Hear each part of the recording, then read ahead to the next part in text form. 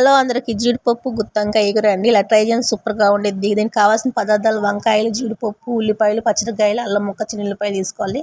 కడాయిలో పచ్చనిపప్పు, జీడిపప్పు, పల్లీలు, ధనియాలు, 6 స్పూన్ మిరియాలు, 1 స్పూన్ జీలకర్ర, 1 స్పూన్ నూనె పోసి కొంచెం ఫ్రై చేసుకుని దాంట్లో మిక్సీ జార్లో వేసుకోవాలండి.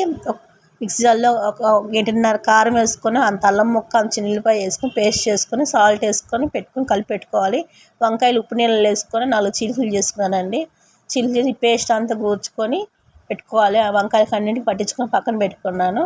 కడాయిలో 3 గంటలు నూనె పోసుకొని పెట్టుకోవాలండి. దాంట్లో ఆ నూనె వేడెక్కగానే ఉల్లిపాయలు, పచ్చిమిరపకాయలు, పసుపు, జీడిపప్పు, నానబెట్టిన జీడిపప్పు కూడా వేసుకొని ఫ్రై చేసుకొని మసాలా కూడా వేసుకొని ఫ్రై చేసుకోవాలండి.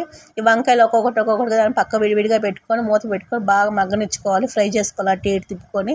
దానికి తగినంత వాటర్ పోసుకొని కొత్తిమీర వేసుకొని బాగా గుత్తంగా ఉడికించుకొని